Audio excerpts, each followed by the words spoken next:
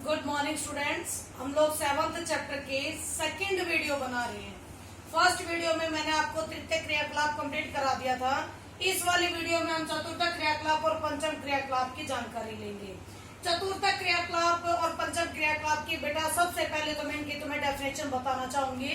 जो चतुर्थ क्रियाकलाप है, चतुर्थक क्रियाकलाप में क्या होता है कि किसी भी चीज से संबंधित सारे आंकड़े इकट्ठे किए जाते हैं।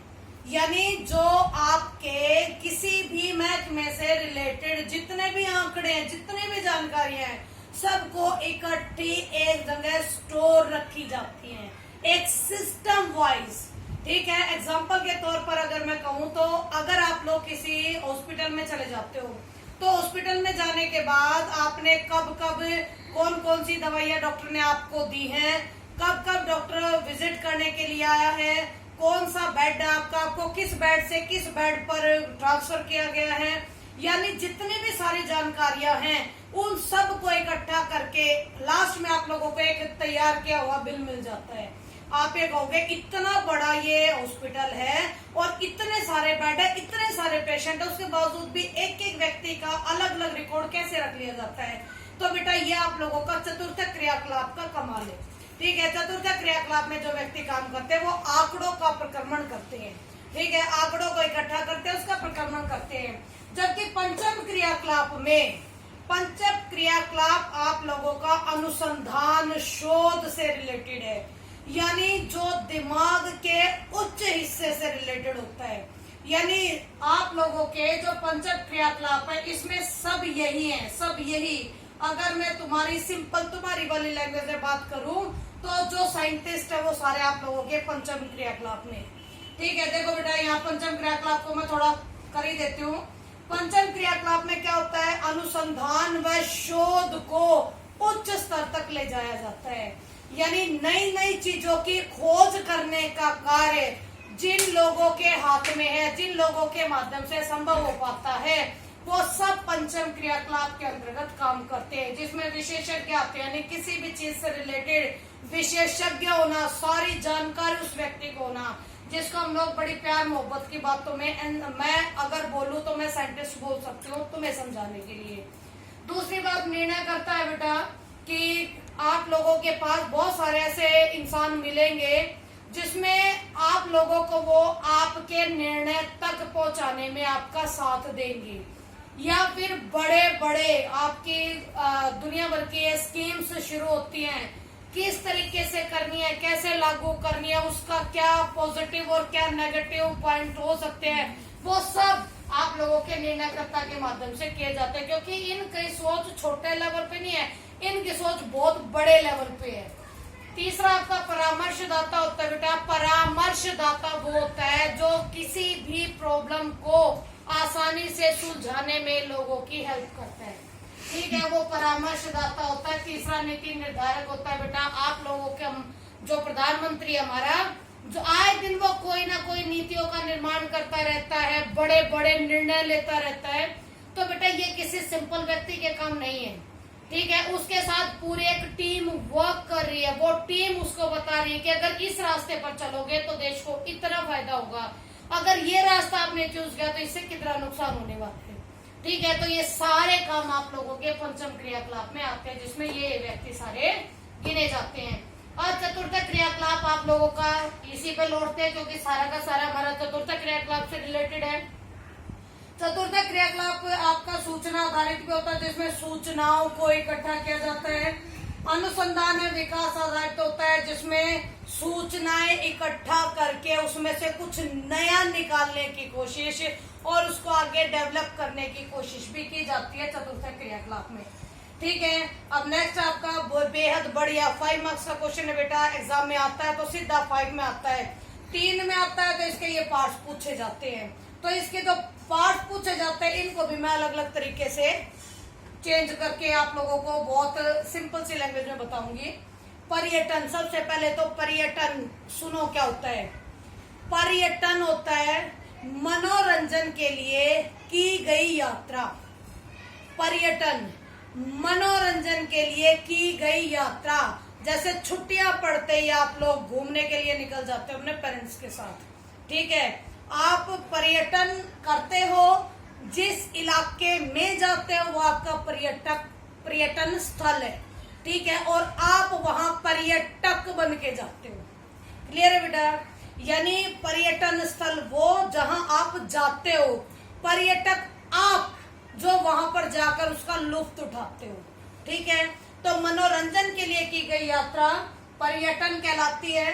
पर्यटन को प्रभावित करने वाले दो कारक, एक मांग, एक परिवहन, ठीक है। सबसे पहली बात तो ये कि बेटा पहले के टाइम पर लोगों के पास इतना पैसा नहीं होता था, ठीक है। अब पैसा भी होने लगा, अब लोगों के पास साधन भी है, यानी लोगों के पास मांग है, यानी पैसा है तो मांग है कि हम लोग घूम फिरने के लिए साल में एक बार तो कहीं ना कहीं जा ही सकते हैं, ठीक है। तो ये मांग है, लेकिन हमारे पास परिवहन भी उपलब्ध है।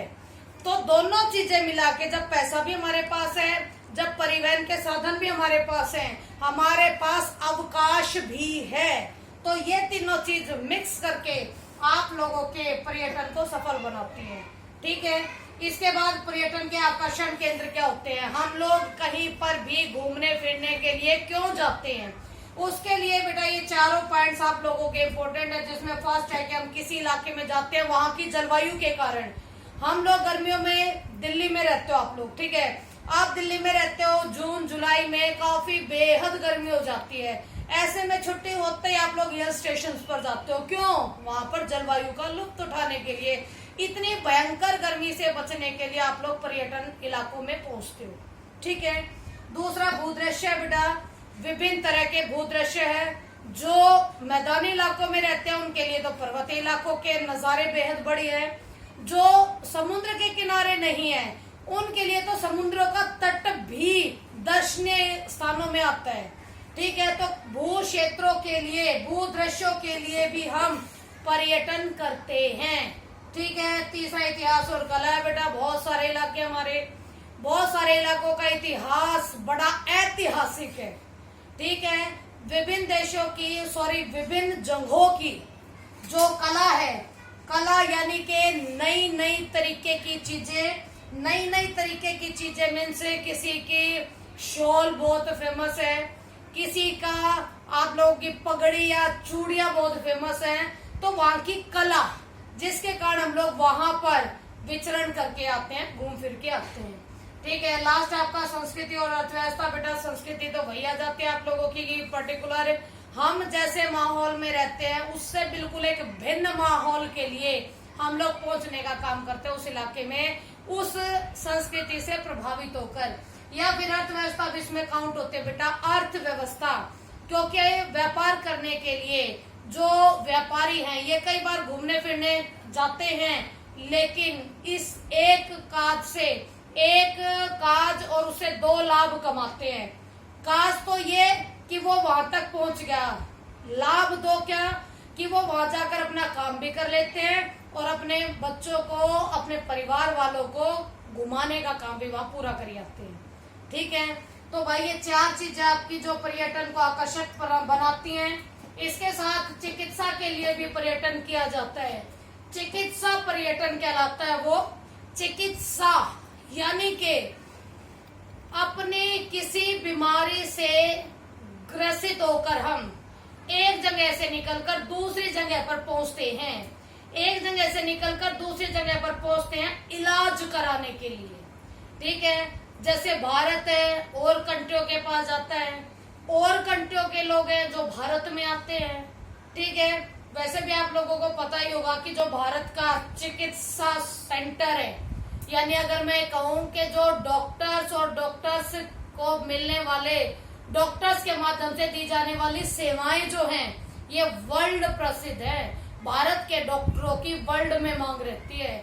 ऐसे में आपको अचंभा नहीं होगा, कई लाख लोग हर साल दूसरे देशों से भारत में आते हैं इलाज कराने के लिए, ठीक है। और इस बहाने वो भारत की प्रकृति, भारत के जलवायु, इन सब का लुत्फ उठाने का काम भी करती है, ठीक है।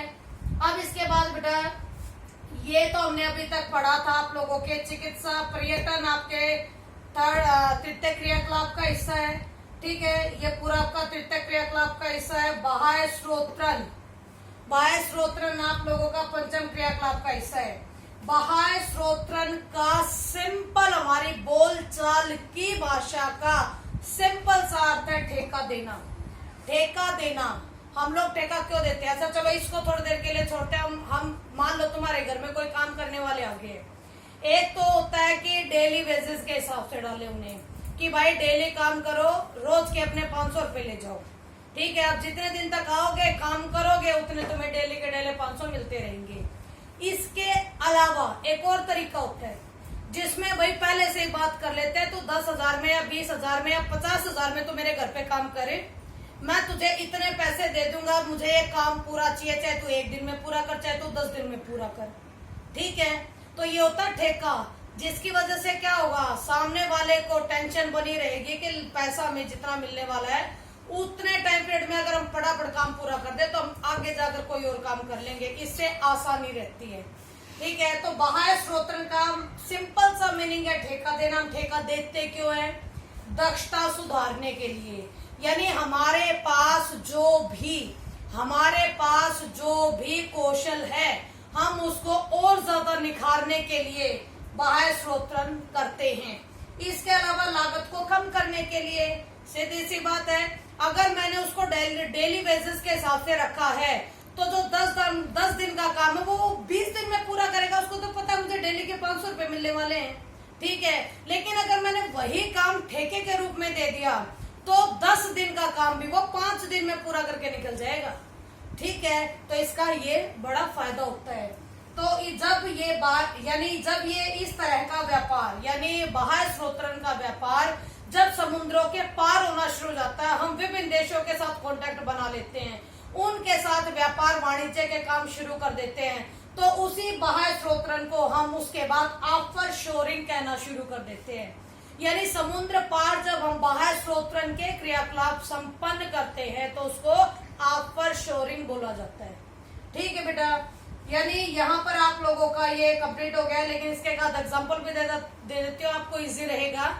जैसे कॉल सेंटर्स है, इंडिया में बैठे हो लेकिन विश्व के अलग अलग देशों के लोगों से बात कर रहे हो, ठीक है। शायद आप लोगों को थोड़ा बहुत याद भी होगा कि हम लोगों ने वैश्वीकरण वाले चैप्टर में ऐसा एक एग्जाम्पल पढ़ा था जिसमें काफी बड़े लेवल पर एक व्यक्ति है जो डेली की डेली शाम के टाइम पर अपने ऑफिस पहुंचता है, सारी रात विदेशी कस्टमरों से बात करता है और सुबह आकर फिर अपना रेस्ट करता है। वो रात को ही काम क्यों करता है?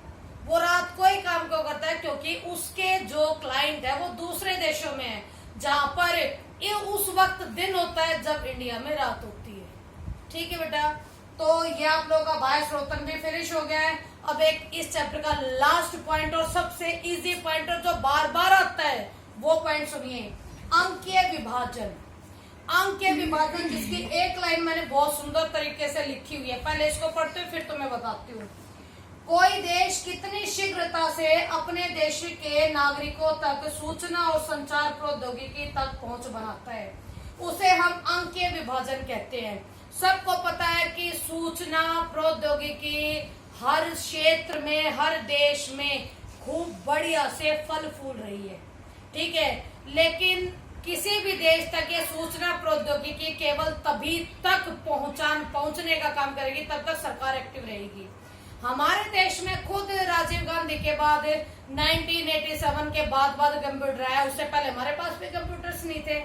तो अलग अलग देशों की सरकार अपने देश के नागरिकों को अलग अलग समय पर सूचना प्रौद्योगिकी जैसी सुविधाएं पहुंचाती है।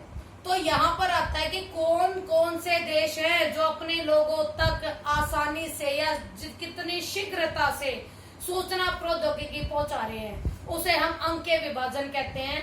इसमें विकासशील देश थोड़े पीछे हैं और विकसित देश आगे, ठीक है। क्योंकि भाई डेवलप्ड कंट्रियां जो है आप लोगों की, ये वाकई में काफी सुविधा संपन्न है, इसीलिए अपने लोगों तक जल्दी इस सूचना प्रौद्योगिकी को पहुंचाने का काम करती है। लेकिन जो विकासशील डेवलपिंग कंट्रियां ये थोड़ी पिछड़ जाती है, ठीक है। इसी को हम अंकीय विभाजन का नाम देते हैं।